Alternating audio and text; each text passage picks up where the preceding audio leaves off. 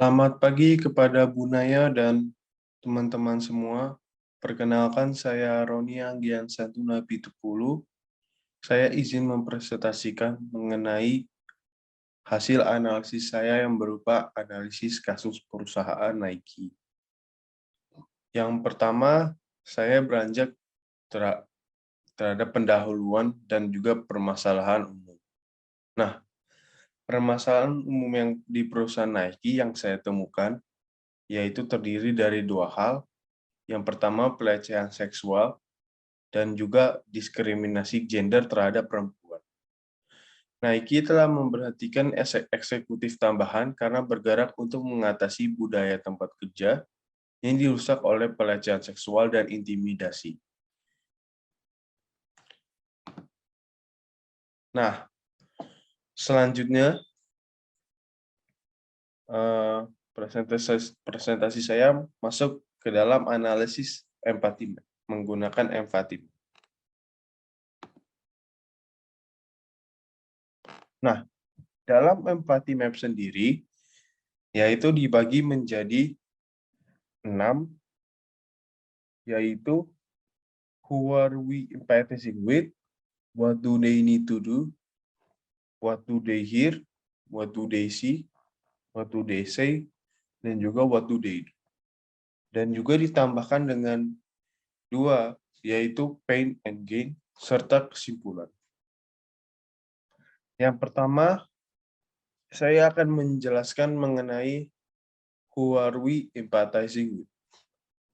Nah, secara logis yang telah saya baca dengan teks yang diberikan, yaitu dalam perusahaan Nike sendiri, yang terkena diskriminasi dan pelecehan seksual merupakan karyawan wanita, sejumlah karyawan wanita. Lalu ditambahkan dengan what do they need to do. Nah, setelah karyawan wanita yang terkena diskriminasi tersebut, mereka pastinya mengumpulkan dan juga membuat laporan terhadap kekerasan seksual. Ditemukan juga beberapa dari karyawan wanita tersebut meninggalkan tempat kerja. Selanjutnya, yaitu what do they see. What do they see, yaitu apa yang karyawan-karyawan perempuan dan karyawan yang lain melihat, yaitu yang pertama yang saya temukan adalah terjadi pelecehan seksual di tempat kerja. Adapun yang kedua, yaitu Departemen HR yang begitu tidak responsif terhadap kasus tersebut, dan juga mereka lebih memihak pada disfungsional. Selanjutnya adalah what do they say. Apa yang mereka katakan kepada pihak HR ataupun CEO ataupun supervisor lainnya yang dirasakan oleh karyawan wanita tersebut, yaitu yang dimana pelecehan seksual yang terjadi dalam lingkungan ataupun tempat kerja. Nah, yang kedua, setelah tidak responsifnya Departemen HR ini ataupun Departemen SDM, karyawan wanita telah menyatakan bahwa Departemen HR Nike tidak peduli ataupun tidak kompeten dengan dalam cara mereka menangani masalah tersebut.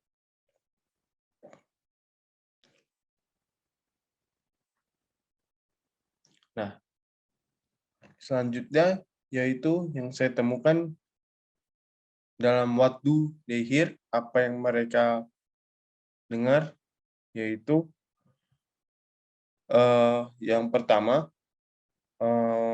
dalam suatu karyawan lain, mereka mendengar para respon karyawan wanita, yaitu masalah pelecehan seksual yang mereka alami dan terjadi dalam lingkungan kerja. Lalu yang kedua, adapun satu reporter yang mengatakan bahwa seorang supervisor dengan paksa mencoba mencium di kamar kecil, seperti mencium karyawan wanita di kamar kecil, ketika dia melaporkan kejadian itu di Departemen HR. Yang mereka lakukan hanyalah mengarahkan ke percakapan dengan supervisor. Jadi bisa dikatakan bahwa Departemen HR ini sangat tidak begitu peduli terhadap kasus yang dialami oleh karyawan wanita, masalah-masalah karyawan wanita. Lalu yang terakhir adalah what do they do. Nah, what do they do ini yang karyawan wanita tersebut katakan langsung, yaitu ya mereka tuh melaporkan masalah kepada Departemen HR yang pertama. Yang kedua, yaitu CEO dari perusahaan Nike tersebut mengambil tindakan yang sesuai ketika survei internal terselubung yang dimana menjadi perhatiannya dan ketika masalah tersebut telah menyebar luas di media. Yes. Baik. Adapun pain yang dirasakan oleh karyawan wanita yang saya peroleh, yaitu yang pertama, mereka merasa kecewa, takut, dan juga merasa tidak aman. Serta gain yang mereka peroleh, yaitu mereka berharap mendapat keadilan dan juga melakukan pemecatan terhadap pelaku kekerasan seksual tersebut. Yang dimana tuh memperoleh hasil yang pertama, CEO Nike melakukan pemeriksaan terhadap Departemen HDR. Yang kedua, CEO Nike memecat pelaku dalang utama dalam pelecehan seksual.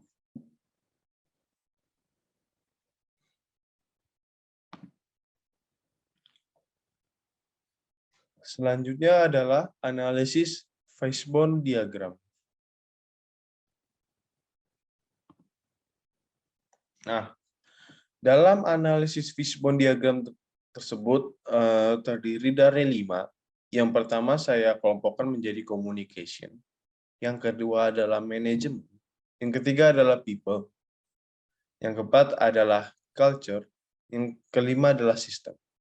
Namun yang pertama saya akan membahas communication terlebih dahulu. Nah, sesuai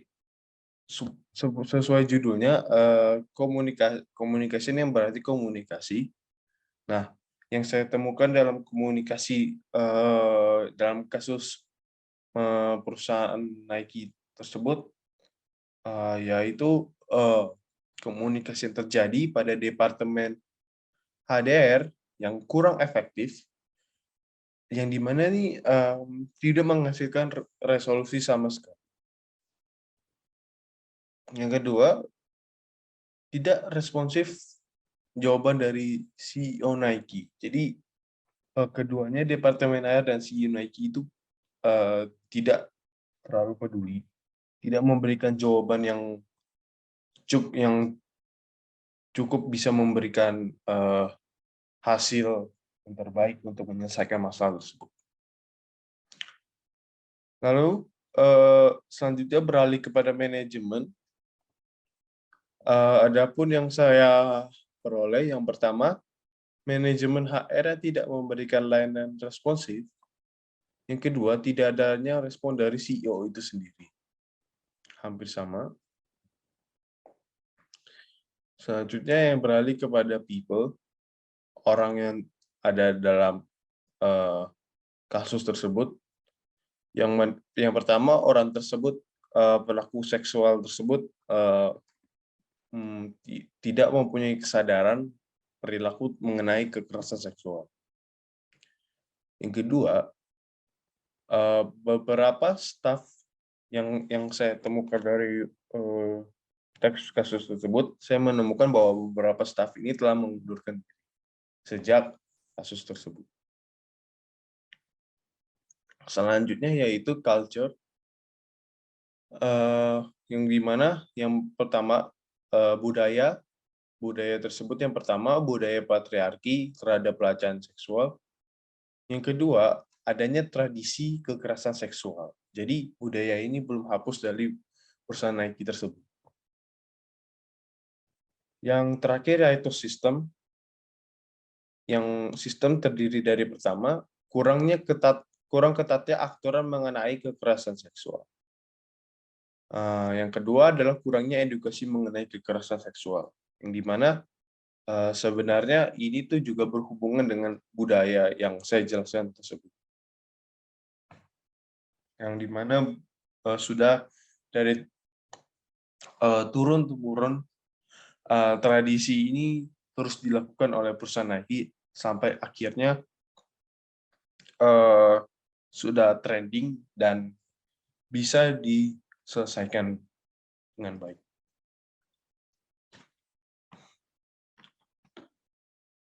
Nah, selanjutnya beralih kepada analisis double diamond.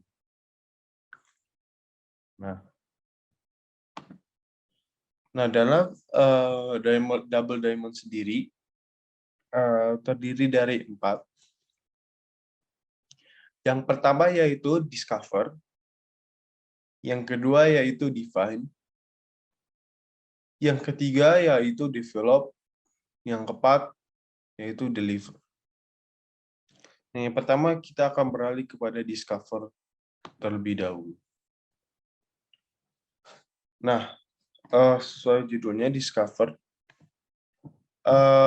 berdiri dari isu-isu pelecehan.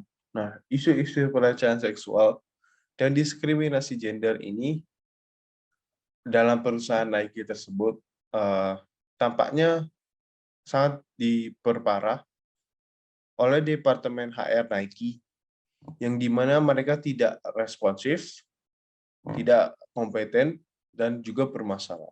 Yang dimana itu seperti yang saya katakan sebelumnya, Departemen HR tidak bisa menghasilkan solusi yang baik terhadap masalah yang terjadi. Nah, pelecehan seksual ataupun di mana kekerasan seksual ini tidak peduli bagaimana seperti karyawan-karyawan wanita tadi ataupun mungkin ada karyawan lain mencoba menghindari dengan beberapa tindakan pencegahan, yang dimana ini selalu ada dalam perusahaan. Bahkan di kasus perusahaan yang kompeten dan bereputasi baik seperti Nike, yang dimana perusahaan Nike tersebut sudah mempunyai nama yang besar, yang dimana dalam kasus perusahaan Nike cukup jelas bahwa semua jalan mengarah ke satu hal. Departemen HR Nike yang tidak kompeten dan tidak peduli, karyawan wanita telah menyatakan bahwa Departemen HR Nike ini tidak peduli atau tidak kompeten dengan cara mereka menangani masalah tersebut. Intinya ya dalam perusahaan yang sudah mempunyai nama yang besar itu, di mana semua jalan itu ya mengarah kepada satu hal, yang dimana yang karyawan-karyawan yang tidak bisa mencegah, dan juga pasti ada buruknya. Adapun suatu departemen yang tidak memberikan responsif yang baik, mungkin suatu supervisor ataupun yang tadi departemen HR, ataupun mungkin bisa saja CEO dari perusahaan tersebut.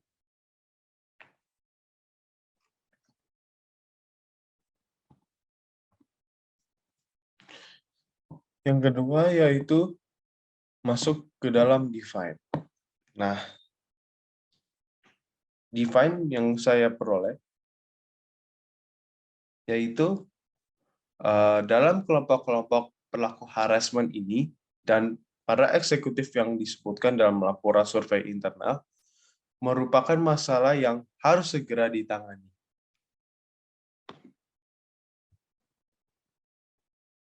Selanjutnya, masuk ke dalam develop.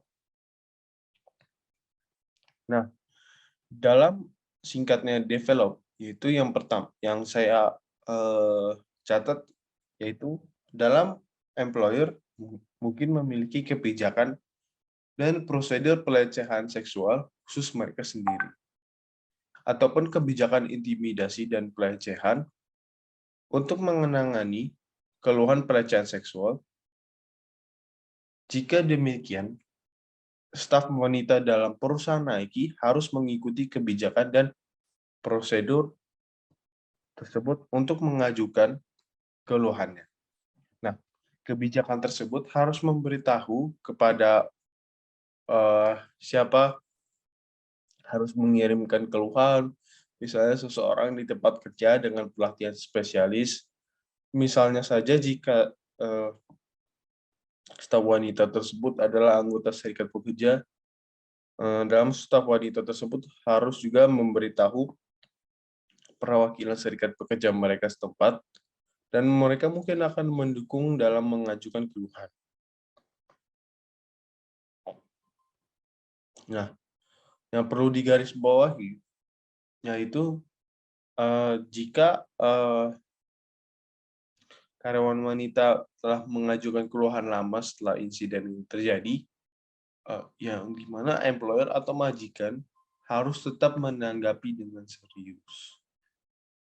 Nah, karena yang saya katakan yang awal tadi, yang gimana tuh majikan atau employer ini memiliki kebijakan ataupun prosedur pelecehan seksual yang khusus mereka sendiri.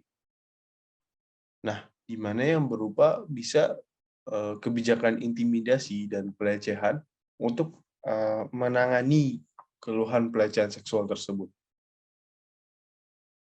Jadi intinya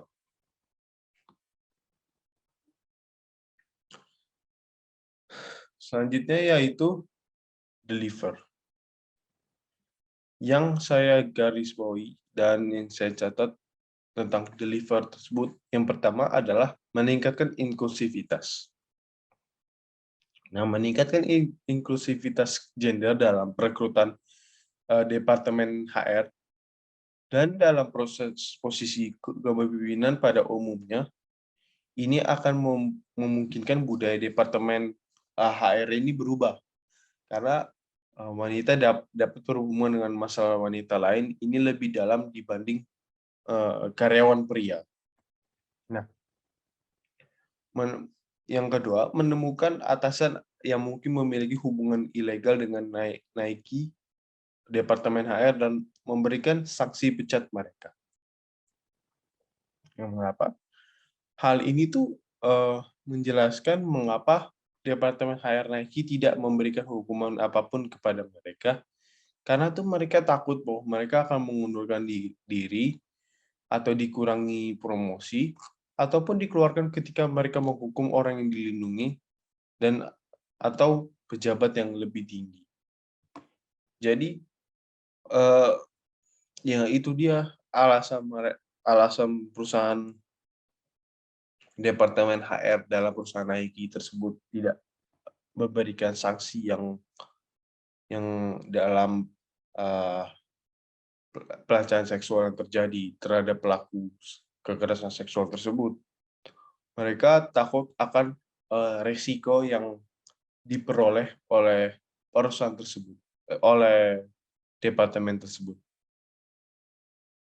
Lalu juga yang perlu digarisbawahi dalam deliver ini, yang pertama harus meningkatkan inklusivitas gender. Karena ini tuh dapat membuat budaya departemen berubah, yang dimana tuh kan pelecehan seksual ini terjadi secara turun-temurun dalam perusahaan Nike tersebut.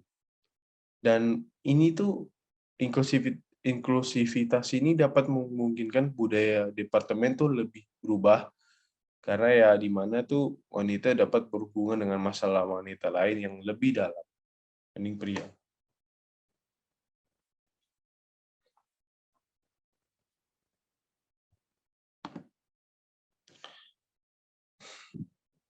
Sekian dari presentasi saya mengenai